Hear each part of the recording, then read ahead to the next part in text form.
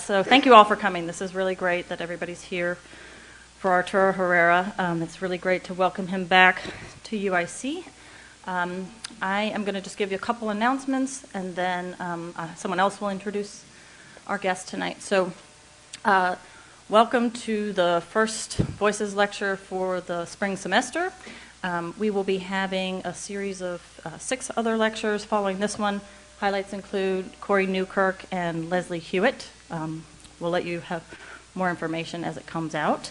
And I also wanted to point out that tomorrow we open an exhibition in the gallery by Andy Roach. It's called Black Iron Vatican. If you've seen this card, that's for that show. The opening is Wednesday night. There's a lot going on Wednesday night, but Wednesday night from 5 to 8. Please come back. Andy's project is one of our At the Edge Innovative Art in Chicago projects, a new commission for Chicago artists. It's a really great project, and we hope you'll all come back for that.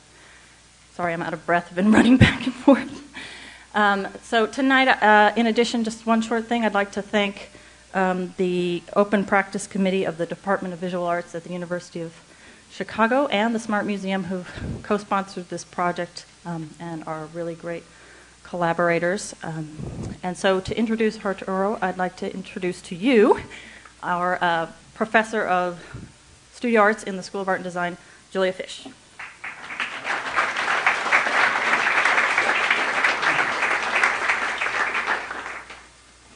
Good evening. I don't know if are all of you in that can be in.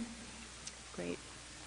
This is a remarkable response, and I think a wonderful welcome to Arturo. Where are you, Arturo? Right there with his hand up.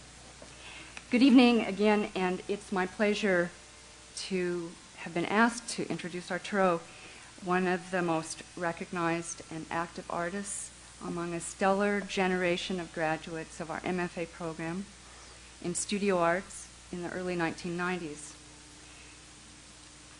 I believe it was my good fortune to be part of that time, and I learned from him and with him in many memorable studio conversations, and really with all of those in the group of students in our open critiques that we have.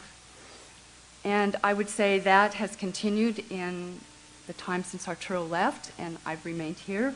But we have an equally remarkable group of graduate students that we're all collectively working with in our MFA program in our graduate seminars. Herrera was born in Caracas, Venezuela. He received his BFA from the University of Tulsa and lived and worked independently as an artist in New York prior to his move to Chicago. Since receiving his MFA in 1992, his work has generated important critical recognition in gallery and museum exhibitions, and I think notably in many site-specific installations. And his work is also part of private and public collections nationally and internationally. He is the recipient of prestigious residency fellowships, including the DAAD residency in Berlin, where he now lives and works. He was an earlier recipient of the ArtPace Fellowship in San Antonio, awards and fellowships from the Elizabeth Foundation, the Tiffany Foundation, the Illinois Arts Council, and many others. His work, as Lorelei mentioned, is to be part of the adaptation exhibition that opens Thursday evening at the University of Chicago Smart Museum. He will participate that evening in a panel discussion with other artists in the exhibition, and that panel will start at 5:30, moderated by Stephanie Smith, who's in the lounge group up here in the front. So if you're able to be a traveler and go to UFC on Thursday night at 5:30, that's in Cochrane Woods Hall across from the Smart Museum. Am I remembering right? I would just add that beyond the work that you'll see from Arturo tonight, he has a very broad practice, but I think as I reflect back, it's his intellectual interests that inform his work. They are broad and they are deep, in literature, music, film, and theater. I was reminded of this when I opened his MFA thesis that is in our graduate study archive last week, and I found his references to writings by Dante, Borges, Yourcenar, Mishima, and Genet. But his own voice was there, of course. For those of you about to write a thesis, this is for you. And I thought I would share, and Arturo has given me permission, to share from a short prologue to his thesis. This was the spring semester of 1992. Quote, "I have a need to comprehend the meaning of my impermanence. Facing the vastness of this inquiry with its unpredictable shifts between faith and disbelief, this has become a mode of survival. Art allows me to seize the world in an attempt to reveal the possibility of knowing what lies beyond my boundaries. Art is my point of entry." Please join me in giving a warm welcome to Arturo.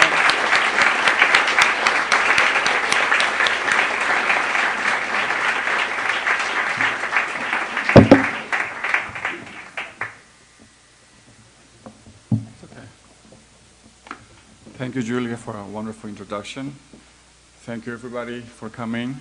I thought I was going to speak in the old Gallery 400, but this is very nice. It's larger than the one before, so I'm honored to be here, and because I have lots of good memories from the many hours and many months and weeks that I spent here. So thanks for coming and seeing so many familiar faces. So I just arrived to Chicago yesterday, so I have a little bit of jet lag. So if I'm not so clear, please, or tense, please bear with me. So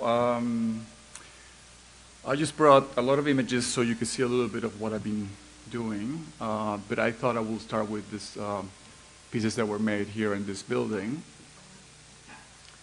or at least the fragments were cut here and then were assembled later on. And so and really became the practice of collage really was, in a sense, focus and get the start here in the school. So these are all made in envelopes, and I think they're 9 by 12 or something like that. And some of those were mailed to friends, and sometimes I kept them without addresses. So and they were groups and together. So this is a series of 50. So I'll show you a couple of these. So all these papers were bought here in Chicago in some of the stores, which like the Brown Elephant or White Elephant, or this their element, those secondhand shops.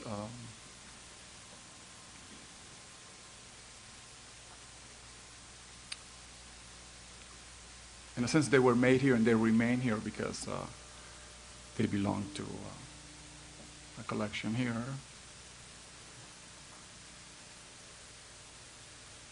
So some other, a little bit more recent, from that period too. Again, these are all found papers from illustrated books with sometimes with a lot of intervention and sometimes with very little intervention. Here's just a painted brown shape on top of this illustration. Here's another, more recent piece. Again, I commissioned the background, so it was painted by hand. It's airbrush, and then tiny intervention on the bottom of this kind of a child leg and back. Here's a piece I showed in a gallery that used to be in Chicago called MWM from I think it was 1997 or 96 that I showed this piece. It's very small, I think, I don't know, a few inches. Here's a series of more recent collages. That's 2005 or 4, I think. These also were commissioned by an artist here in Chicago, And I told him to reproduce backgrounds from animated films, and with the deleted elements that I told him to delete. And so he made all these paintings. They're original paintings in airbrush.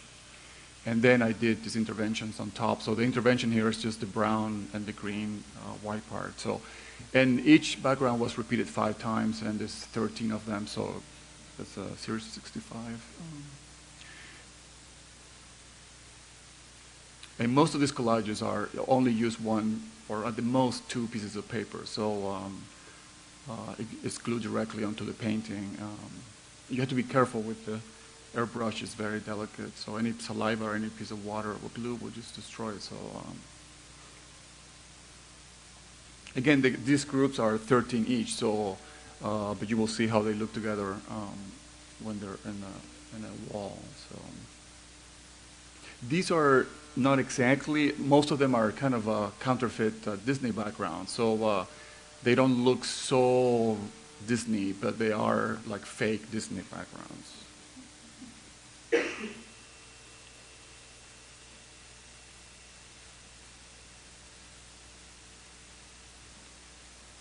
So here's one with 2 elements of the red and the painted oil piece in front. I just wanted to see how each of these backgrounds will look like, in a sense, like trying to make a narrative or some kind of animations. So these are, stills, backgrounds of animated films without these elements in front. And so I thought, well, let me just put my collages on top and see if there's some kind of narrative or some kind of sequence when you see them all together. But they were together only twice, so I don't know when that will happen again. But there is a book that was printed, so that will be the only way to see them together. This is another counterfeit, I think, 3 Little Pigs, but it doesn't look very Disney, but it is from that, one of the pigs' house. This is the only one that is Pinocchio's whale. And I think a lot of people have these references to these elements, even though if they're not familiar with the specific, tale or narrative. But I mean, they see the smoke, or they see the teeth, or the water, and they have certain kind of point of entry to what really means to them. This kind of imagery that it seems so colorful or maybe attractive to enter. So, but each of us has some kind of point of connection to that, to this element. So.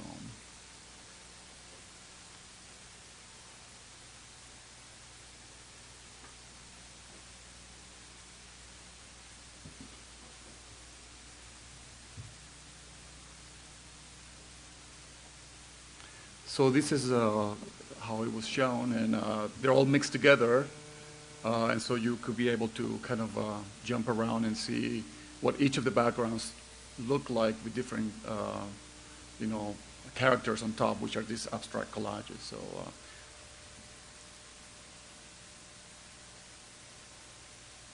this series is called Keep in Touch, and it's now separated. So. Here's a very recent collages, 2006, and for these are very large, I think, 2.50 meters, maybe 175. It's very large, and I decided I found 2 illustrations in Caracas of a boy and a dwarf. The boy is playing the accordion with a 1970s haircut, and the dwarf is crouching and with a big hat. And so I decided to do the front of the characters and also the back. So I asked the artist to also, the guy who did the illustrations for the other piece, to do the back of these elements. And so there was elements of the front boy and the back of the boy, and then the front dwarf and the back of the dwarf. And so anyway, these are cut out collages, and you could barely make the form. So I just wanted to push that as abstract as possible.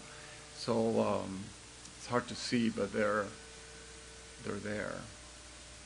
I'm sorry, but not very clear. Maybe in the next one it may be clear. Here you see, I don't know if you can see a hat in the top area. I'm sorry. Here's a hat. Here are the eyes of the dwarf. Here's the mustache. Here are the boots.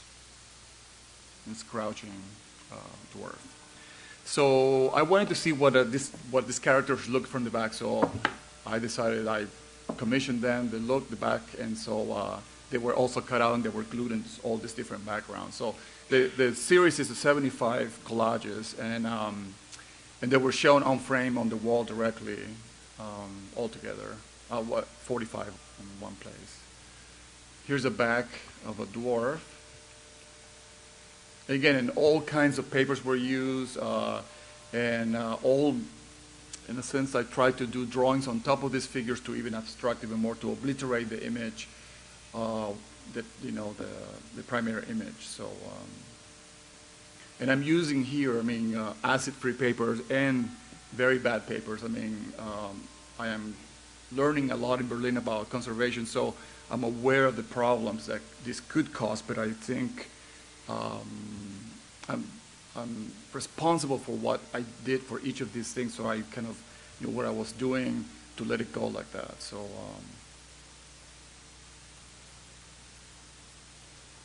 and the titles of these are identified just by, BF, so it means boyfriend, so by a number, so there are no titles, just boy and dwarf. Here's a front boy with an accordion. So.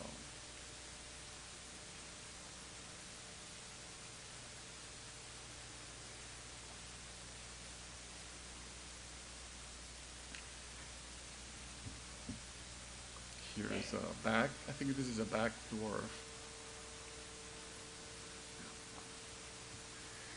Okay, so this is an exhibition.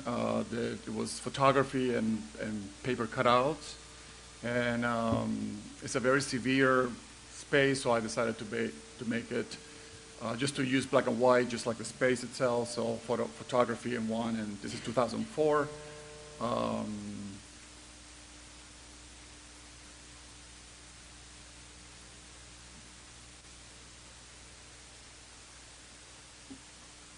These are shapes are taken from my drawings, so they're in ink or pencil, and I tend to reuse a lot of the shapes and forms that reoccurred many times. So you will probably see these shapes eventually in other pieces, somewhat transformed by material, color, but I just want to see what other meanings could happen with these shapes in different materials, different sizes. This is a piece of sculpture from a show here in Chicago from '98. It's very, very small, painted with enamel. That's a wood piece painted with enamel too.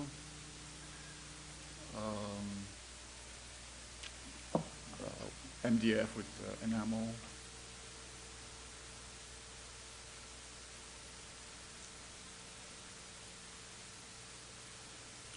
These are all very small pieces, and they came from drawings and from fragments of paper. So I tend to have several of them in the studio. Well, no, a lot, hundreds, and then sometimes they kind of want to be made into objects. So not very often, but this came from one of them. So this is a recent sculpture made in Berlin. It's made out of steel. It's kind of large and very heavy. It was hard to get the steel for some reason. It's hard to find big sheets of steel, and it took a long time to do this. And then it was cut in laser. So this MDF with the wall painting behind it is very large, also a very large piece. Very heavy. Here are felts that were done in New York. 2000, 2001, 2002. Again, I just wanted to see, in a sense, how a collage, how could we collage some, pure color pigment felt, and it's easy to cut. The X-Acto blade just cuts exactly like paper. So I said, well, let's just try to collage this directly into the space, and so this kind of prompted that. Again, using my drawings to enlarge them and then cut them into pigments. I mean, it behaves like the MDF, just because when it cuts, it's completely clean.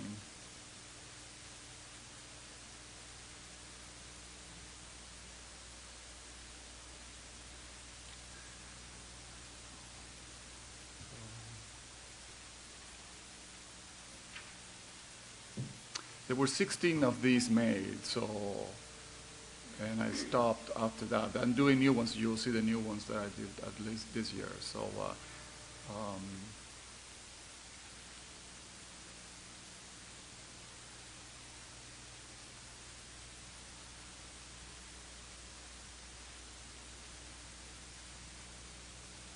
think this is the largest I ever did, and this the roll comes like that, so I just rolled it on the floor and then projected the drawing and then cut it and flipped it so he had this kind of horizon line. Here are the photos that were shown in that space, 2004, and these were done in the studio with whatever was lying around there, and I tried to use the camera lens, the micro lens, as a way of like using it like an X-Acto blade. So I just focus on specific fragments, because a lot of the work is deal with this kind of cutting and dissecting and trying to find out more about through this kind of dismembering. So I said, why not take pictures of my own work in the studio, and then we'll just see what comes out of there. And so this is the process of 80 photos, and in a sense, what the piece in adaptation, it reuses these images in a certain kind of time sequence. I was thinking about adaptation, about this piece of Stravinsky music for a long time, and so when I made these pieces, I thought this could be the perfect idea for, or perfect images to introduce, to collage to Stravinsky's score. So anyway, so you will see what happened with this on Thursday. But this is the first showing of these images of 2004. And here are some fragments of these. I'm sorry, these are the pictures. These are all 9 by 8 by 11 and 9 by 12, something like that, very small.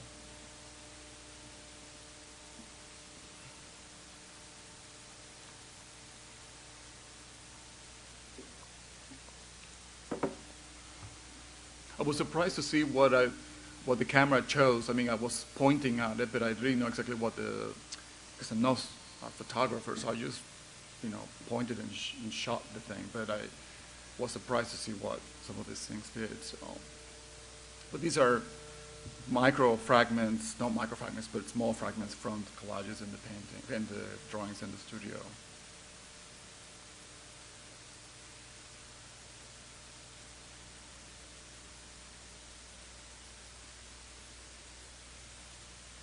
So, reading about Stravinsky and the ballet and the things that attracted me about that piece, so I thought this could actually be the perfect images to kind of abstract even more the piece that you're going to see on Thursday, hopefully, and which deals with this Goncharova, Nijinsky, and Stravinsky collaboration. So I think these pieces are open enough and abstract enough that I wanted to just juxtapose them to the score. Which Stravinsky score? Oh, The Wedding. The Nose, yeah, which is not so well known, but hopefully the power of the music will come through and the images will actually interact, hopefully, with this.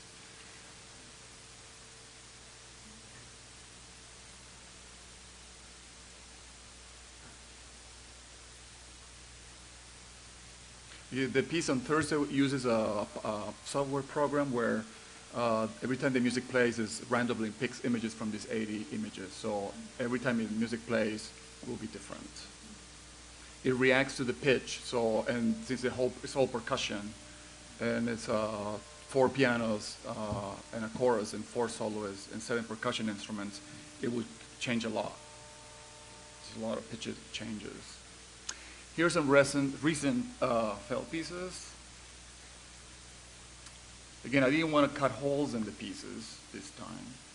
So I said, let's just work with solid color like this. And this is 5 millimeter felt, which is very, very thick and very heavy. And you can see that it's painted on the sides very lightly. So it's like painting just with airbrush.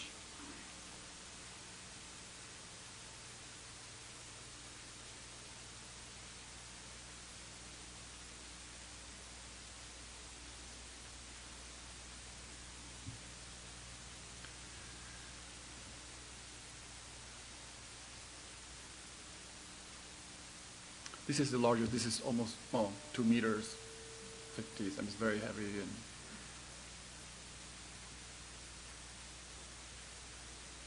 And these are hanging like in the early ones. They hang with Velcro in the back, and they just hang directly on the wall. So, so it's very easy to hang these pieces and easy to handle them. This is 3 meters long. It's very, very, very long. This is black. I don't know if it looks black or gray, but it's black. So right now I'm doing these flat felt pieces, and I will continue to do these and maybe one more year maybe, and then I'm investigating now felt that will go directly into the floor, so I'm trying different experiments in the studio, but this is the paper for last year. Here are some collages that was shown with the felts together. And these are paintings, collages directly on canvas, which for some reason I wanted to do. I don't know. I've always wanted to paint, but everything. I mean, it's painting, but I don't paint on canvases with the objects. So these are just collages directly on paintings. I just wanted to try that to see how that looks. So. So there's a painting behind it, and there's a collage. Usually the interventions, again, is only one piece of paper, or at the most 2 pieces of paper. So you will see these are a series of 10 collages. So there's one painting, and then there's a blue piece. So.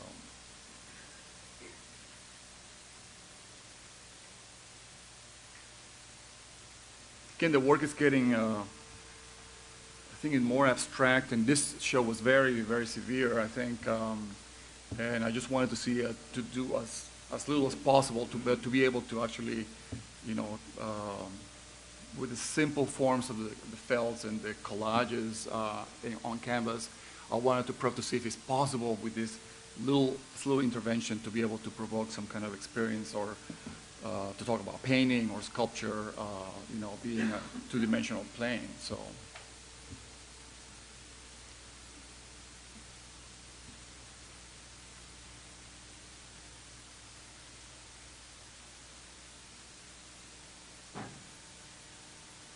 This is reverse. This is a paper first, and then painted canvas, cut canvas directly on the paper.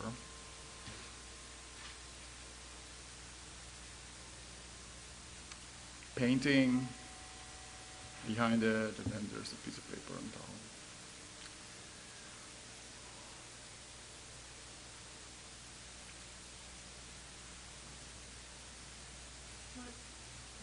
Yeah.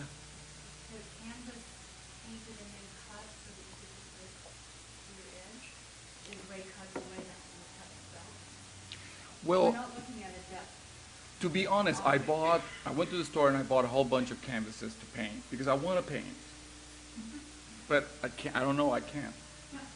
So I bought, I don't know, like 50 of them. So I painted them, and then just every time I looked at the object, I couldn't live with it. The object was so, I don't know. So I destroyed them all. I cut them all. I cut it out of the yeah. And then I put the stretchers on the trash, and they were taken out in 1 minute and resolved. I don't know.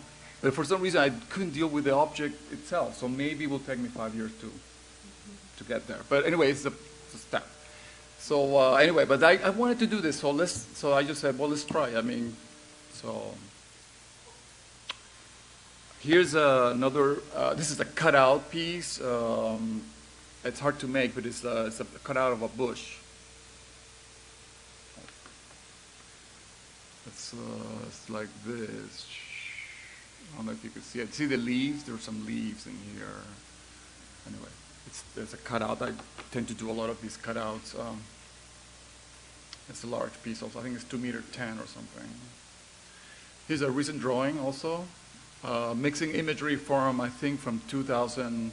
2001, 2002 with this abstraction behind it. Kind of looks like a felt, but decided to mix it up and combining an oil drawing with this abstraction in the back. This is also a large pencil drawing.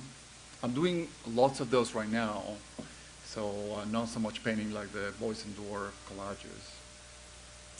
Here's a piece, I think from 2005, or yeah, 2005, which these are cartoons, like, you know, Renaissance, you make the cartoon and then you put the holes and then you powder the wall.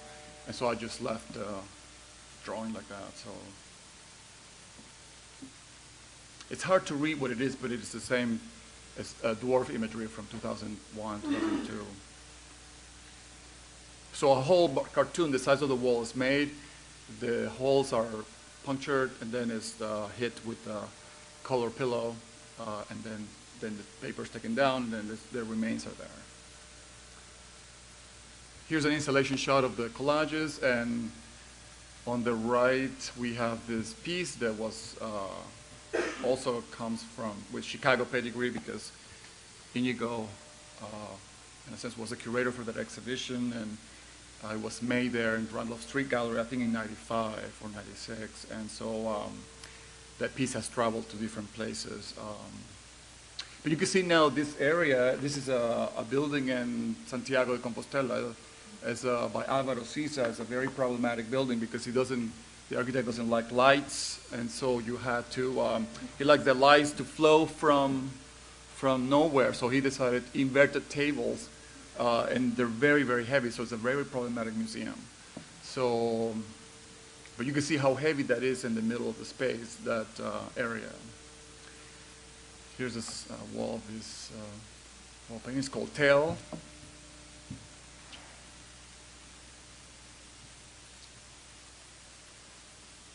Here's another wall painting. This is from '99, I think 2000.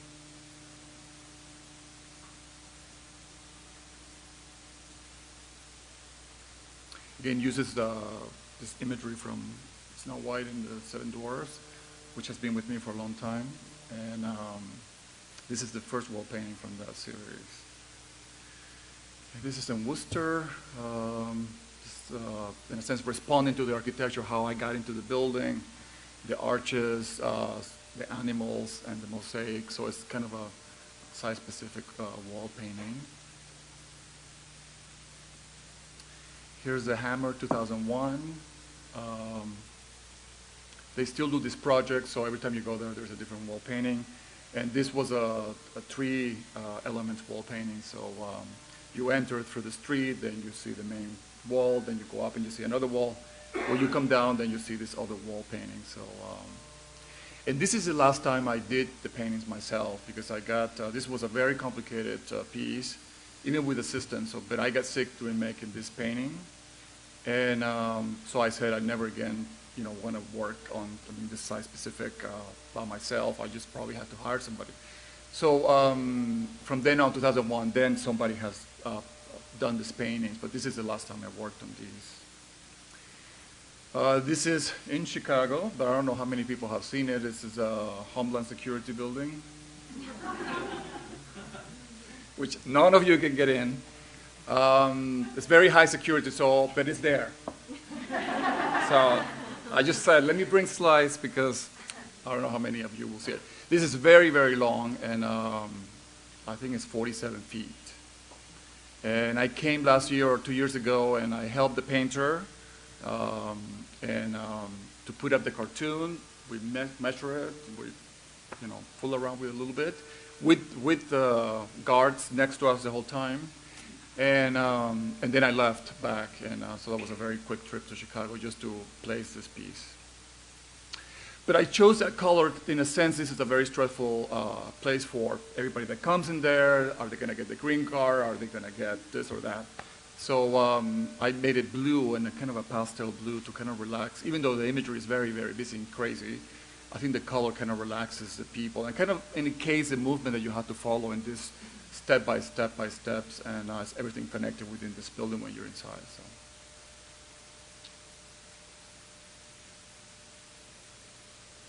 Again, this uses imagery from the dwarves. and Snow White, but it's so abstracted it's hard to see. You only see fragments of a foot or of a hand or a hat. So here is the Alvaro Siza building again. This is an installation view. Here is a cutout on the left and another cutout on the right. And this special building gave me this opportunity to be able to kind of fragment you know, the works, and then it was an ideal place to do a wall painting in the back. So this is how you enter the exhibition. And it was ideal to be able to, through these doors, to be able to see a fragment, just like the work itself. And you will just move in from room to room in a very natural way. So that was very lucky. Two drawings from 2001, 2002, graphite. The photos on the left and cutouts on the right. And then you come into this, again, this is the very dangerous Siza building that you could fall from there. But anyway, here, and he built this bridge into this window that goes nowhere. But anyway, it's interesting, but it's very hard for artists to work in that building. So anyway, it's a wall painting from the series of Keep in Touch.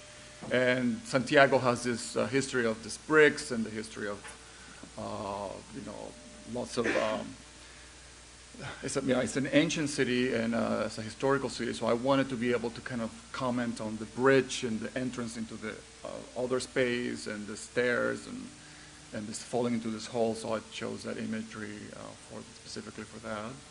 And the painter from LA was not able to do this painting because this is really not his style, so we have to look for a movie painter. This is a dying breed. And we found one in Madrid, and he came and did this, you know, this old movie posters that they used to do in the billboards. And he's one of the 7 left in all Spain, so he came and was very proud to do this piece. It was very complicated to do.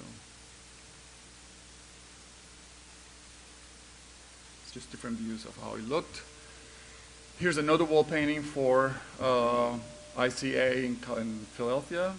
And this was the first wall painting that initiated this process of painting the ramp. The ramp was always there, but nobody used it, and nobody actually walked in there. So Ingrid Shabner decided, well, let's just try to make it, you know, to do wall painting. So from that time, I think it's 2001 or 2, they've been going, every wall painting is every 3 months. So if you go there, you will see a different one. So. And then you can access, and then you will see the large shapes you can only see from outside because you're going on the ramp, you can't really see it very well. But you have this painting when you come up or down, so I gave the viewer some kind of place to rest here for all this. This is a little bit more complicated than these shapes. Here's a painting in Miami, a private home.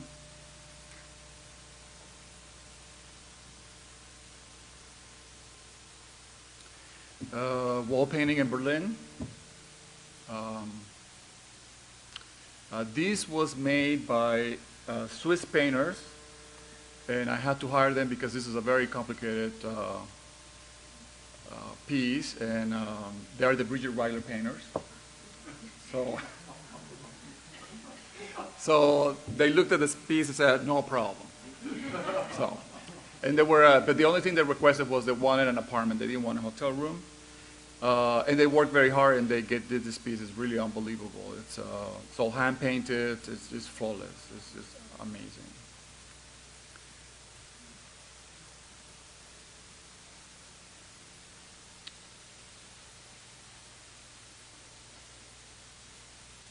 Again, this is the gallery of the DAAD in Berlin, and it's always, a lot of the times, used for video, so it's always dark, and it's always, you can't tell the architecture. You don't know how high it is. So I said, let's just make a bright painting, you know, let's just allow the space to be open. And so, so this is one of the few times that I've been, you know, that the windows are uncovered.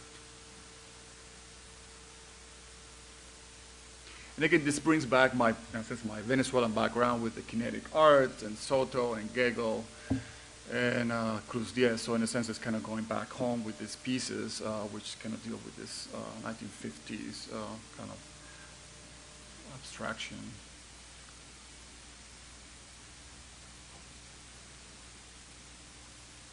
And the painting, the way it was applied, there was no difference between the lines and the painting itself, because they did it with at the same level, so you can tell where it began and where the line stopped. So it was really a magnificent job. They also did this painting because their father used to be a gold leaf maker, so they knew exactly how to handle the gold leaf. This is also very complicated. It's a wall painting directly with gold leaf by sheets. And, I wasn't there for the execution. They just did it, and I'm very pleased also with this. This is, I think this is in Basel in 2005, 2006, something like that. Here's another powder drawing. In this case, I left the remnants of the powder on the bottom, so I don't know if you can see, but we use black and red to transfer the drawing onto the paper. And it says I wanted to play with the architecture. This is underneath a train track in Berlin. And so kind of the lines kind of play with the architecture and the shadows. And the imagery is three castles and clouds and an abstraction, but it's hard to see. You can go back and forth. It appears to you slowly. Here's an example how it looked on the wall. You can see the tiny dots of the cartoon.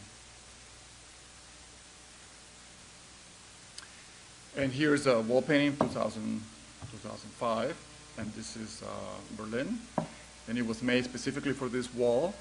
This is where a lot of galleries are, and the DAAD galleries there, and some other ones. And this building is very charged with history because it has had many functions during the years. And so I didn't want to cover it. I think the history is very important, but I just wanted to touch, to add something to it, not cover the whole wall. This is called the Firewall in Berlin. I don't know why they call it like that. I mean, it's, I guess, protect from fires, but I just allowed to see the kind of the history of this wall. It's a very charged street. This is it's close to Wilhelmstrasse, so close to the Nazi headquarters. So this painting is still there. So if you go, you can still see it. And it's the last painting I did in Berlin. So this is, I'm very happy with it. So, and I think that's it. So, if you have any questions.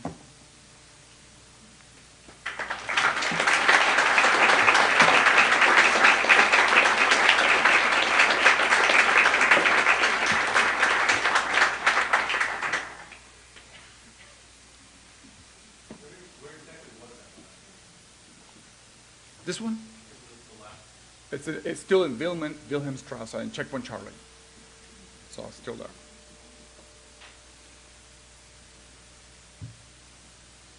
As the work has got more artists involved, more art workers involved in making the site-specific installation, I'm curious if your studio practice has changed so much. Do you still do a lot of cutting and reassembling, sort of idea generation?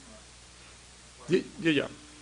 I think I need, I mean, some of these projects require assistance just because the paper is too large, or we need to transport this, or the wall paintings I don't do anymore. There's other people that could do better.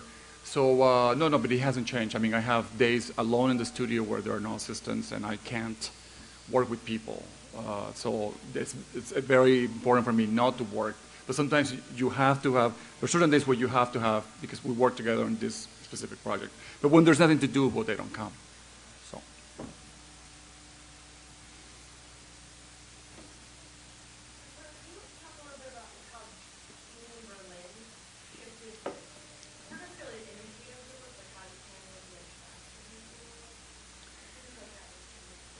Yeah, I think in Berlin I was, it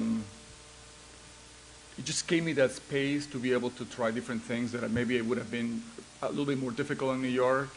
So I said, I could try this, I could try that, let's paint this, let's try. I think in Berlin there is room for change, room to fail. So basically, I think it's a little bit harder to do it in New York. So I think there's a certain kind of space that you could play and fail, and that was very refreshing. So not everything works, but what works, then I'm very happy with it. So it allows me to do that. So I'm very happy there. It just kind of feels like everything is allowed there. You see the work there that you see in the galleries. You see the work, the worst artwork and the best artwork. So, but in Chelsea, it's not so much like that. I think in Berlin, it's allowed to have that kind of. And as an artist, you tend to do like, okay, let me try this. Everything is maybe the worst thing you've done, but you allow yourself to do that. That kind of space is very important, and I didn't have that in New York. I had it in Chicago, and then New York was very restrictive, and then Berlin allowed me that, so that I'm very grateful for both Chicago and New York and Berlin for that. So, and actually has pushed the work towards more abstraction, and also to be able to be not so strict about what abstraction is and what it could do, but to mix it up and to actually make it even more crazy. And it's okay, why not? So I just finished in Berlin a drawing with washing machines that I thought I would never do. And I said, well, why not? Let's do washing machines. And so I'm doing washing machines with thermometers coming out of their mouth. So why not? So that's allowed. It might be the worst drawing I ever done, but I'm doing it. So.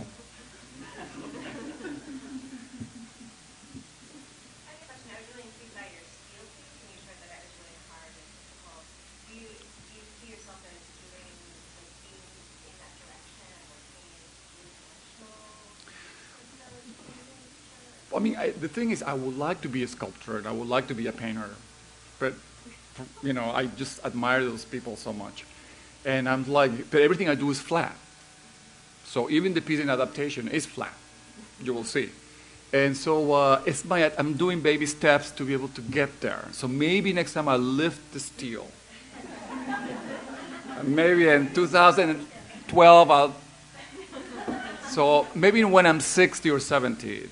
I will do a three-dimensional form. So, but I want to. It's in my, but I don't know how to do that. I just always love to see painting shows and sculpture because it's like, oh, I wish I could do that. Just to follow up on that for a second, you showed some other small mini sculpture pieces, and you said they were coming out of drawings that they needed to be sculpture. And sometimes they needed big. What sculpture did that need to be extruded? I don't really know. I mean, they seem, those little fragments that they seem to hang around in the same spot on the table seem to be trying to be placed into a different size or a different color or a different direction. And sometimes they fail, they don't work. But when they work, I think it was a good direction. I mean, the piece, that white piece with the black lines, to this day has a certain power that I'm very, actually, somewhat surprised that it came like that. And I don't really know how exactly, if that was going to work or not, but I said, I think there is something here that could trigger other readings than from the small piece of paper. So. Can you talk a little bit about the table you just mentioned? That workspace, that the wood grill of your tabletop with things that being pushed around? Oh, well, no, the studio is filled with 16 tables, so it's everything, tables. And there's just tons of papers there, and then it's just like there are cuttings and fragments everywhere, and they just shift around just like in a very organic way. So I think every 6 months there's a cleaning. Nothing is thrown out, but everything is the dust, and then you start, and then you organize, and then you break out in chaos again, and then you begin again. So the tables are very important. I mean, I went to the store in Berlin, and I bought, I think, 16 tables. I don't know. Doors, and then and then horses, and then the people are surprised when they go to the studio because it's just like a railroad of tables. But I need those to be able to go from step to step to step to step.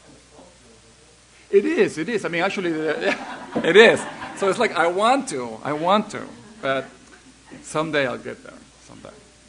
So.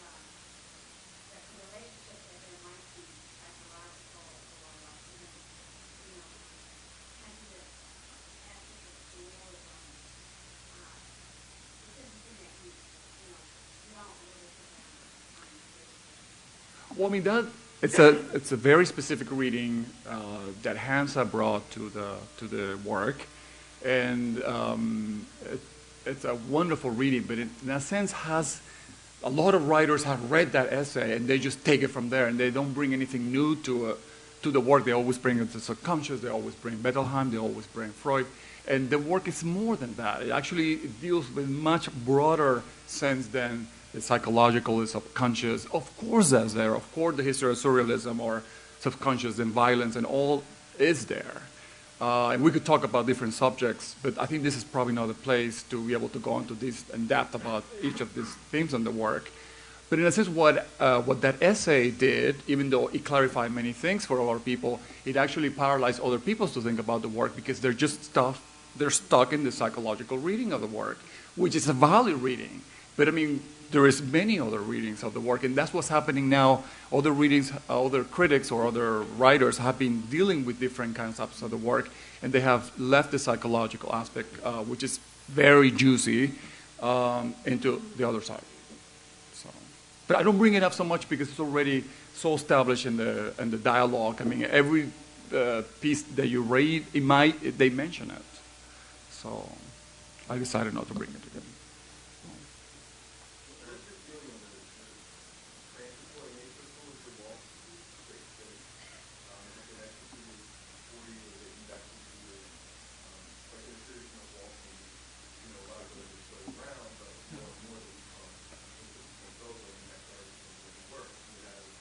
No, that's part of the process.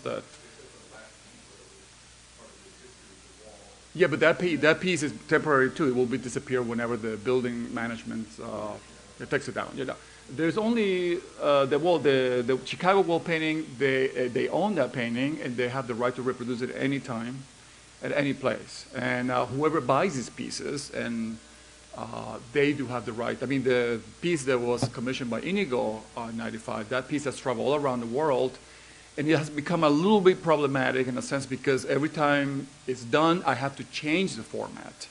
And I think the collectors, they think it's a wallpaper that could be adapted to every wall, and it's not true. I have to redraw and scale the drawing. I mean, for example, Galicia was very long. I had to redraw the whole piece to scale in a complete different drawing. So. But it's part of the system. You make it and then it's erased. Yeah.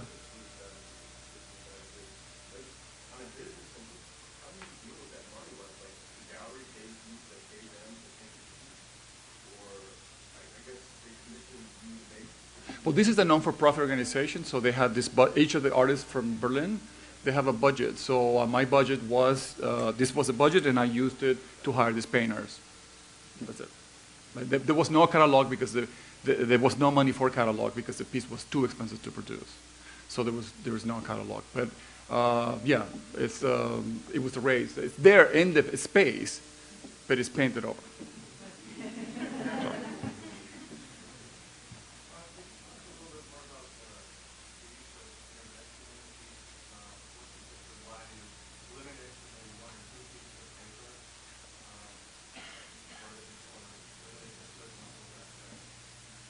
Well, I mean, I wanted to make this show, wanted to make it as reduced as possible. So I said, one piece of canvas, one piece of paper. Is it possible to do something at this small scale that could have the same power? I don't know. So that was my kind of a limitation for that show. One piece of felt, one cut. Collages with one piece of paper. So it's somewhat some kind of like an assignment for the show. And so it came out, I mean, I was satisfied with it. I mean, some people were not agreeing with it, but I decided to do it. I mean, instead of the boy and dwarf collages, which are so baroque and so busy, and since I wanted to go totally excessive with that. And even the installation was 9 inches in between each collage, and that got a lot of bad press and good press, and, you know, people were divided about that installation. But I said, enough of normal shows. I just want to see them all in the wall. Whatever happens, happens. So I just decided to do it. So each show is a different thing. So now I'm a little older. I could just play now. I'm not so concerned about has to look like this, or has to look like that. So let's try it. I want to see it like this. So.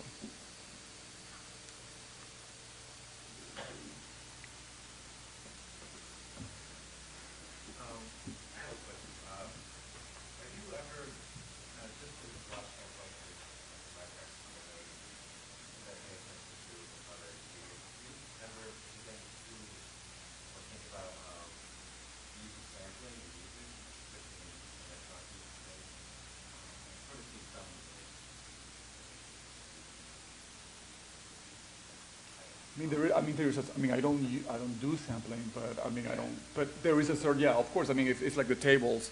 It's just there is a whole amount of all kinds of material from advertising, newspapers, travel guides. So it is, in a sense, kind of sampling popular culture to be able to use what I need to be able to put together, to juxtapose together. What's happening now is like I'm relaxing a little bit more that it's not only this foot by Goofy or this. Now it's just kind of open field and everything kind of goes. So hasn't been easy to break through, but it's just a little bit more relaxed, and that's why the washing machines came in. So.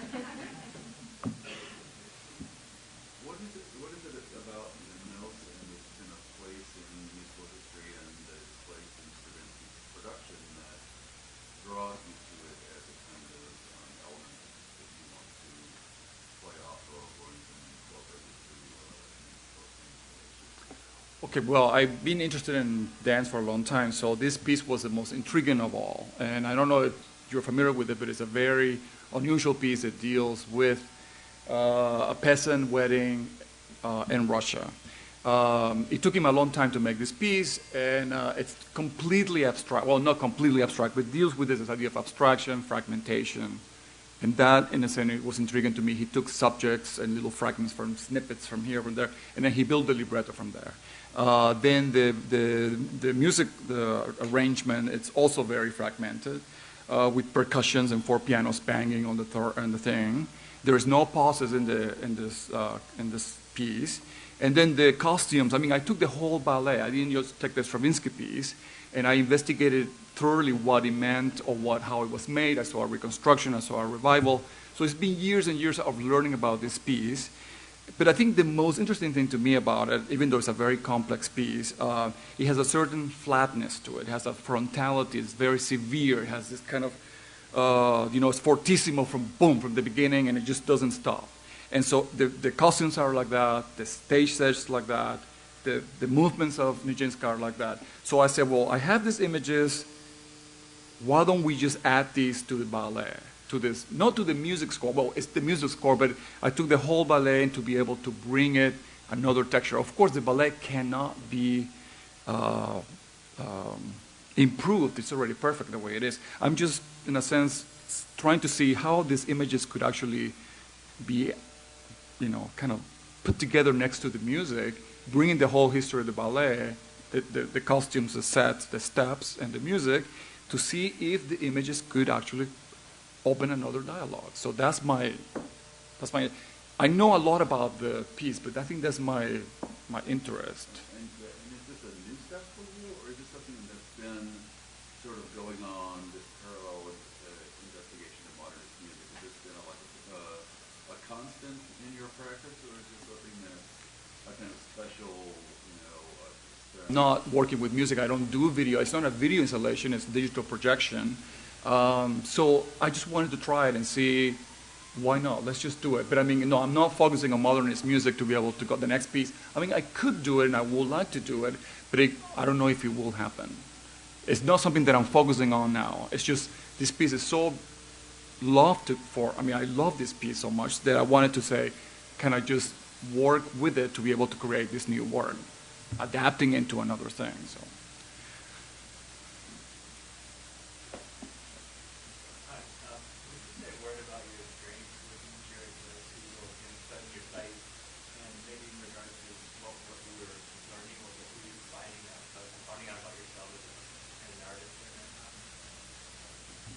Well, I think for me, I came directly from New York into here, and for me, it was a very I was at the beginning very difficult, just because I think maybe for a lot of you, I mean, it's a new environment with people you don't know, and you have to have this very private and very intense public dialogue. So the beginning was very hard, but then I realized that, I mean, the faculty and the students were such a fantastic group, and they were here to be able to support you in whatever you were looking for. Even though at the beginning I felt like it was a little bit of a fight, it was all meant to be able to say, think critically about this that you're working on, why you're doing this and which ways you're doing this. So my group during that time and the faculty during that time was a fantastic group. And so I have nothing but good memories. And so it was really a really great time to be here. So I think that was what made this very special. So. So, in respect of continuity, I wonder, what do you think about Andy Wolf? Well, he's one of the great artists of the 20th century. So, do you have some quality or just Well, there are some relations, but I wouldn't compare myself to Andy. So it's, I mean, there's elements of popular culture, but he takes it in a complete different critical way, which I don't seem to be taking in. So he's very precise in the choices. He's much more cerebral, I think, on the, on how the images are made and what images are chosen. So that's why he's one of the greatest artists. So, but I tend to use some images, but they don't have the same power that he has. So. I was wondering if you noticed any direct changing in different images as you move from culture to culture. You mentioned Caracas, New York, Chicago, Berlin. I guess this is kind of a simulation of it earlier. So one question about how might have changed your practice. No, I think, being in Latin America, you're part of this international community too. So, and the world of cartoons is, it's kind of global language. So, no, and I don't deal with, I will say ethnic issues or, political issues about this. So it tends to be with the language of either popular culture, comics, or abstractions, modernism. So it's a kind of a common language for everybody. So what has changed is just the freedom of being able to use it in different ways, and I'm becoming much more relaxed in the use of this thing. So. Do you think this openness of Berlin is beginning to change? More and more people are seeing it? There's enough space in Berlin for everybody. So it's a big city with it's very empty too. So there's still respect.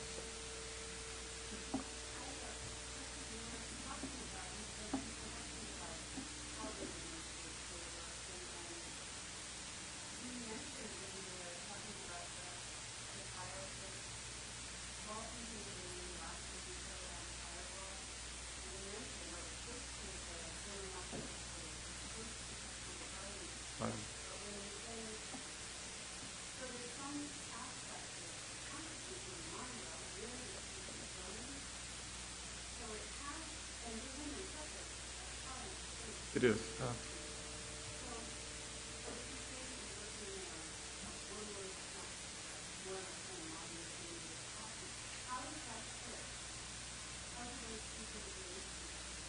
Well, I mean, all the wall, when I do a wall installation or wall painting, I tend to very carefully consideration the space where it's going.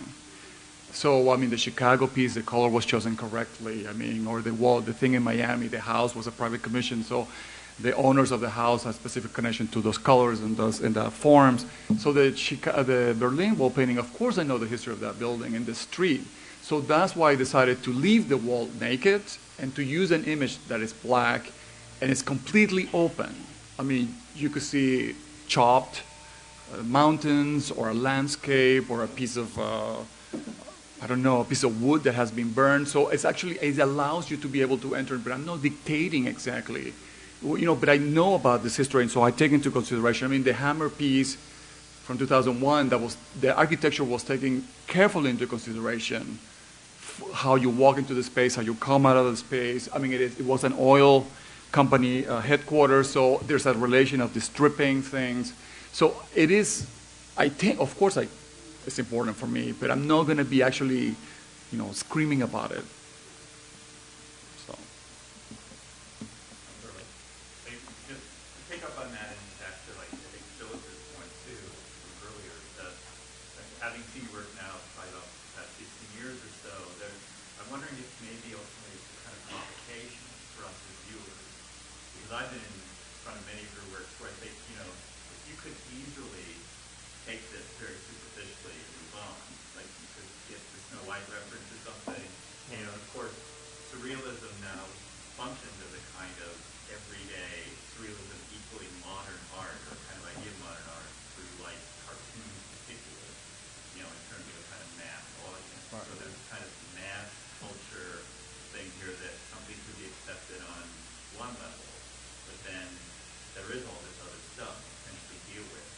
But you were very deliberately, and I think in kind of provocative ways, of refusing to bring it to the surface, to like put it right out, to dictate, to use your words. And I'm wondering if you see yourself, I keep thinking of, Felix comes out with a great line, that you want to be a spy. And I just kind of like slipping something in. I was like, when you put that wall painting up in the Homeland Security building, like really came home and was like, oh, that it has the look of kind of things are hidden, things are, and then all that comes through time and time again, if you're willing to sort of spend some time to do it. But you do allow for the possibility that someone could just take something very easily, superficially move on and think they somehow got it.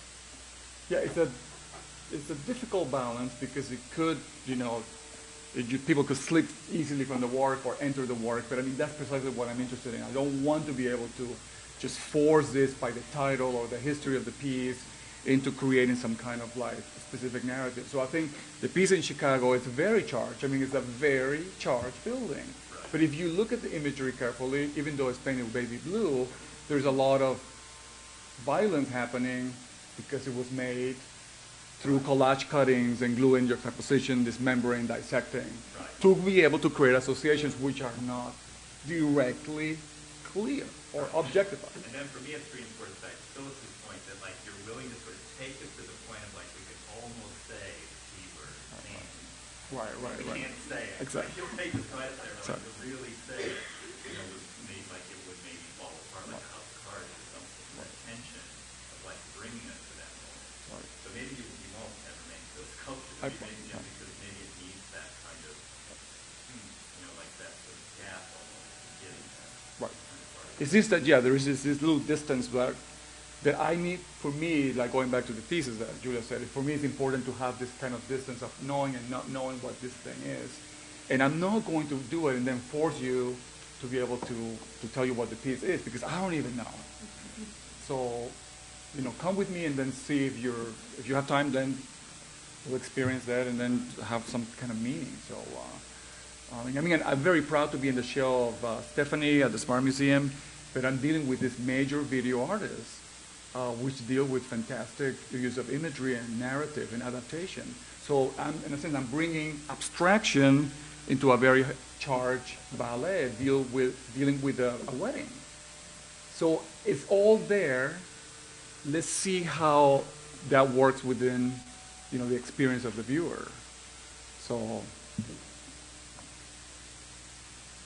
seem to always work, and I like sort of, although you say that New York is more difficult than Berlin is, happier and better suited to there, to living there, but as a kind of exiled, expatriate artist, are you at all sort of ever impacted by what's happening in your native country? Well, that's also a very charged dialogue because, as it's happening in Venezuela, it's happening also here. So, even though I'm not from here, I was here many, many years, so it tends to impact me there. And also, politics in Germany and Europe are very complicated. So, it tends to inform a little bit of the work, but since I don't work specifically with these, issues, they don't come up so much in the work, but they affect me in a very difficult way because my family still lives in Caracas. the situation here is complicated, and also in Europe it's also changing a great deal with the, what's happening with foreign population and Muslims. So, yeah, tends to affect me, but I don't bring that into the work in such a specific way. So. Is that why you use the cartoon medium to kind of help you get away? No. The cartoon media is just kind of a language that you can access easily, that you can enter, and then you can actually navigate personally without me telling you what to do. But it takes you to another place, though. No, it doesn't take. It's very charged, very American. Right. So it's and it's also very Latin American because everybody grew up with those images. So it's an international language that each of us has a specific connection with. Right, but it takes you from the adult realm to the childhood realm. Not necessarily. No, not necessarily. Arturo, I mean, you know, for instance, the first show of surrealism in the United States was at the Walters Athenaeum before MoMA, and Chicago had put Disney cartoons in the show next to Dolly and Picasso. And the very first time surrealism came to the United States as an idea, Disney was there. Disney was You okay. know, Good. Thank you.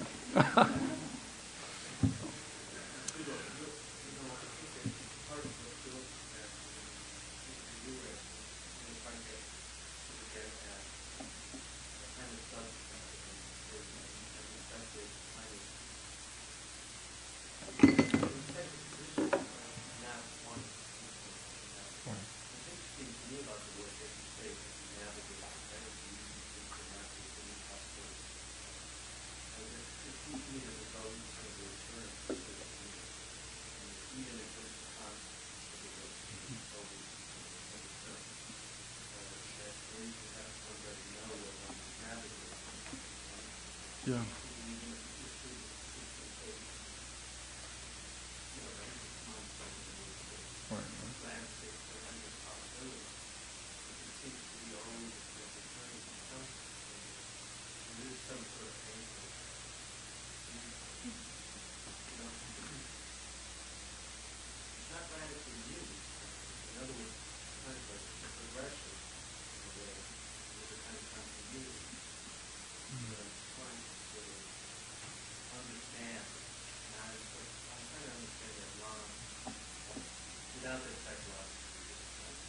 Right.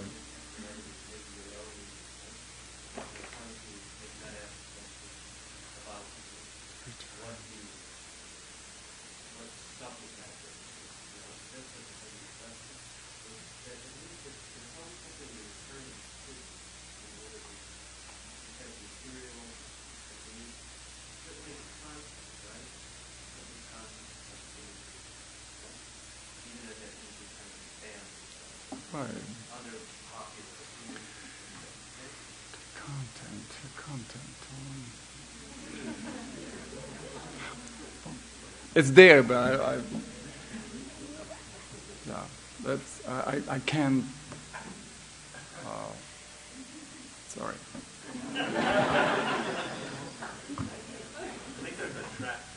Yeah.